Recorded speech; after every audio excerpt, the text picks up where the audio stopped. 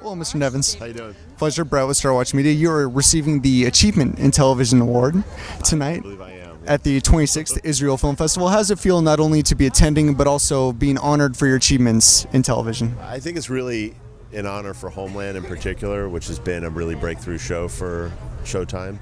It's based on an Israeli format. It's changed a lot since then. I think the Claire Danes character didn't even exist in the Israeli format, but the Israeli show is a really well written and had a kind of great hooky premise that Howard Gordon and Alex Ganza and Claire Danes and Damian Lewis have done an amazing job translating.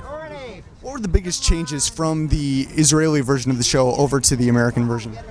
Well, the Israeli version, I think, involves two guys who went missing in Lebanon emerging back, coming back to Israel and all their difficulties of re-entry into Israeli society. There was no real national security side to the show.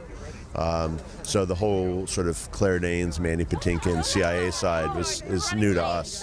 This is a different story for Americans. We don't have so many POWs. I think it's a very resonant story in Israel, the idea of captives. And if we had found POWs still alive in Afghanistan and Iraq, it would be a little bit more of an anomaly on the American side. You have to correct me if I'm wrong, but I believe since taking over as president of entertainment for Showtime that this was the first project that you actually took on, that Homeland was your first project. Is that correct? Yeah, it's the first big scripted show. I'd done some unscripted shows and was very involved in Homeland, but it's the first thing that first big scripted show that I started from scratch. And what was that like for you?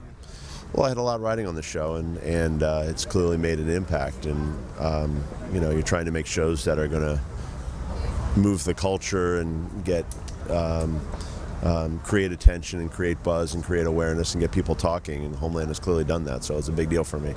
Is there any added pressure when you're dealing with a very touchy topic like this, dealing with not only terrorism but the threat of another upcoming attack on American soil? Is there added pressure when trying to put that correctly on screen for an American audience?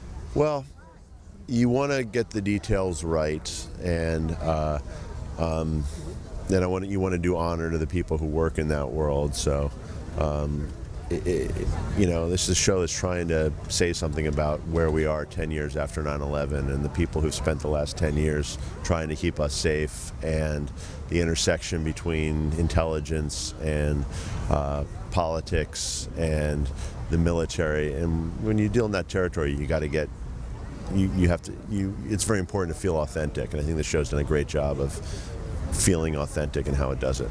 Is that one of the main things you'd really like the audience to take away from the show, is a feeling of authenticity? Yeah, authenticity, and I want great characters that are interesting and that make you think even once you turn the TV off. That's the idea. I'll do one last question. Upcoming projects for you? Making a very interesting drama right now about Masters and Johnson, who are sort of pioneering sex researchers.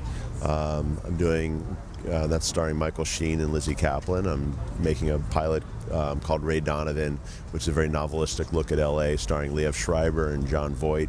And I think they're both really hard-edged, very relevant dramas. So it's exciting. Thank you for the time, sir. Congratulations on all your achievements, and enjoy the evening. Cheers. Thank you. Thank you, sir. Thanks, man. Appreciate it.